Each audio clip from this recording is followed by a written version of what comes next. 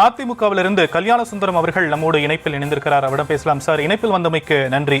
இப்போ அதிமுக முன்னாள் அமைச்சர்கள் மற்றும் நிர்வாகிகள் இல்லங்கள்ல அமலாக்கத்துறை வருமான வரித்துறை சோதனை நடைபெற்றதை நம்ம பார்த்திருக்கிறோம். இந்த சோதனைகளுக்கு பயந்துதான் பாஜகவோட அதிமுக கூட்டணி வைத்ததா திமுக தரப்புல இருந்து குற்றச்சாட்டு முன்வைக்கப்படுது. இதை எப்படி பாக்குறீங்க?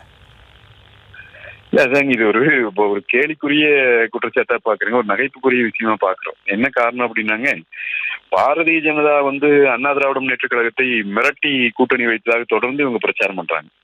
உண்மையில் என்ன நிலவரம்னா, ஒருவேளை அப்படி மிரட்ட வேண்டிய தேவை இருந்திருந்தாலும் கூட அவங்களுக்கு என்னைக்கு அந்த தேவை இருந்திருக்கும்னா, நாடாளுமன்ற தேர்தலில் பாரதிய ஜனதாவுக்கு அவங்க வெற்றி பெற்று ஆக வேண்டும்ங்கிற ஒரு தேவையும் ஒரு சூழலும் இருக்கு. ஏன்னா ஆட்சி அமைக்க போறது அவங்க. ஆனால் நாடாளுமன்ற தேர்தலிலே நாங்கள் கூட்டணி இல்லை என்று அறிவித்து கூட்டணி இல்லை என்கிற நிலையில் உறுதியோடு நின்ற கட்சி அண்ணா திராவிட முன்னேற்ற கழகம். அன்னைக்கு கொடுக்காத அழுத்தத்தை அவங்க இன்னைக்கு ஏதோ பார்ப்பாங்க, அதனால நாங்க கூட்டணிக்கு போயிட்டோம் என்று திமுக சொல்வது ரொம்ப வேடிக்கையானது. உண்மையில இந்த கூட்டணி அமைஞ்சதுக்கு காரணம் என்ன அப்படின்னு சொன்னா, திமுகவை இந்த இடத்துல இருந்து அப்புறப்படுத்த வேண்டும். திமுக இன்றைக்கு நடத்தி கொண்டிருக்கிற இந்த காட்டாட்சி தர்பாரிலிருந்து தமிழ்நாட்டை விடுவிக்க வேண்டும். அதற்கு ஒத்த கருத்துள்ள கட்சிகள் ஓரணியில் திரள வேண்டும் என்பதுதான் எங்கள் பொதுச் செயலாளர் புரட்சி தமிழர் எடப்பாடியார் அவர்களினுடைய ஒரே சிந்தனை, ஒரே நோக்கம். அதற்காகத்தான் இந்த கூட்டணி அமைக்கப்படுதே ஒழிய அமலாக்கத்துறைக்கோ அல்லது வேற யாருக்கோ பயந்து போவதென்றால் நாங்களே நாடாளுமன்ற தேர்தலில் கூட்டணி இல்லாம இருந்திருக்கோம். அது என்ன தேவை இருக்கு?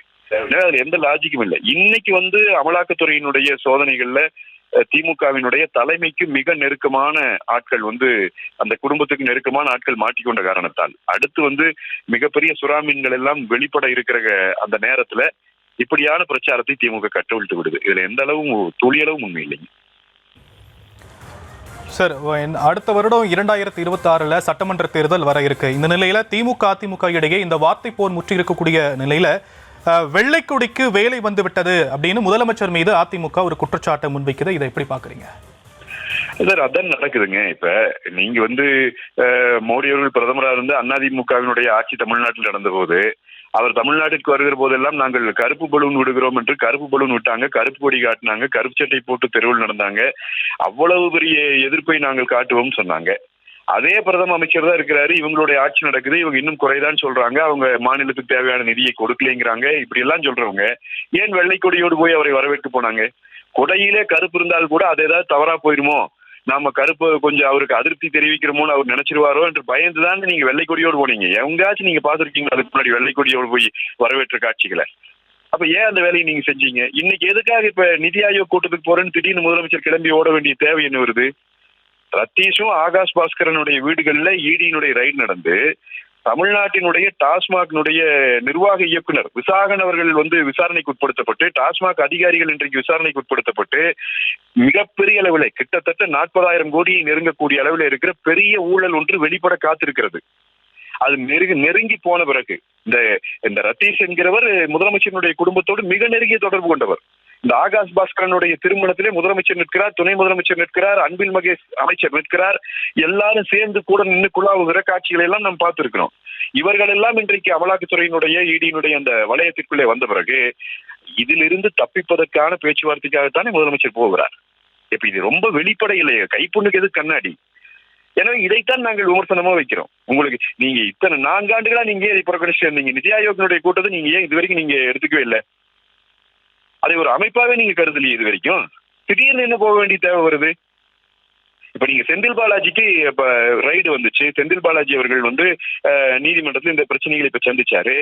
ரைடு வந்த உடனே செந்தில் பாலாஜி அவர்கள் கிளம்பி உடனடியே டெல்லி போனாரு. எதற்காக டெல்லி போனாருன்னு இன்னைக்கு வரைக்கும் சொல்லியிருக்கீங்களா? காரணம் சொல்லியிருக்கீங்களா? ஒரு அமைச்சர் இல்லவா அப்ப அவரு? மக்கள் கேட்கிறாங்கல்ல, ஒரே இரவுல டெல்லிக்கு போயிட்டு விடிகாலையில் ஓடி வர்ற அளவுக்கு இரவுக்குள்ள போய் முடிச்சுட்டு வர வேலை என்ன வேலை இருக்கு டெல்லியில? கேட்கிறோம்ல. துரைமுருகன் அவர்கள் அவை முன்னவர், அவங்களுடைய மூத்த தலைவர். அவரு மகன் அவன் மகன் சம்பந்தப்பட்ட இடங்களில் எல்லாம் ரைடு நடந்தப்ப, அமலாக்கத்துறை ரைடு நடந்தப்ப எதற்காக துரைமுருகன் டெல்லி கிளம்பி போனார்? இப்ப வரைக்கும் அது பதில் சொல்லியிருக்கீங்களா? அரசு சம்பந்தப்பட்ட கூட்டத்திலே கலந்து கொள்ள போனான்னு சொல்றீங்க. அப்படி ஒரு கூட்டமே நடக்கல. நீங்க சொல்றதே பச்சை போய். இவங்க சமாதானமாக பாரதிய ஜனதாவுக்கு தூது விட்டுக் கொண்டேதான் இருக்கிறார்கள். நீங்கள் கருணாநிதி அவர்களினுடைய நினைவாக அந்த காசு வெளியிடுவது நிகழ்ச்சிக்கு நீங்க யாரும் மறந்திருக்க மாட்டீங்க. செய்தியாளர்கள் கேட்கிறாங்க முதலமைச்சர் கிட்ட, சார் எதுக்காக சார் பிஜேபியினுடைய தலைவர்களை கூட்டிட்டு வந்தீங்கன்னு கேட்டா, அது மத்திய அரசு நடத்தின விழான்னு சொன்னாரு முதலமைச்சர். பிறகு மத்திய இணையமைச்சர் முருகனிடம் கேட்டபோது அவர் சொன்னார், இல்ல அது மாநில அரசினுடைய நிகழ்ச்சி தான், எங்களை அழைச்சாங்க நாங்க போனோம்னு சொன்னார். அது உண்மையில மாநில அரசினுடைய நிகழ்ச்சி தான். அது மாநில அரசு நிகழ்ச்சியா மத்திய அரசு நிகழ்ச்சியான்னு கூட சொல்ல முடியாத அளவிற்கு ஒரு பதட்டம் முதலமைச்சருக்கு ஏன் வருது? எனவே இவர்கள் இது மாதிரியான விஷயங்களே தப்பித்துக் கொள்வது. நீங்க நல்லா கவனிச்சீங்கன்னா செந்தில் பாலாஜி அவர்களோ, துரைமுருகன் அவர்களோ, பொன்முடி அவர்களோ இவங்க எல்லாம் பாதிக்கப்பட்ட போது பெரிய அளவில் துன்பப்பட்டாங்க, டெல்லிக்கு போனாங்க. முதன்முறையா தன் குடும்ப உறுப்பினர்களே இந்த வளையத்திற்குள் சிக்கிவிட்டார்கள் என்பதால் முதலமைச்சரே நேரடியாக போகிறார். அதனால்தான் நாங்கள் சொல்லுகிறோம் வெள்ளை கொடிக்கு வேலை வந்து விட்டது. உண்மைதான் சொல்லுகிறோம். நிச்சயம் சார். இணைப்பில் உங்களுடைய கருத்துக்களை பகிர்ந்து கொண்டமைக்கு நன்றி திரு கல்யாணசுந்தரம்.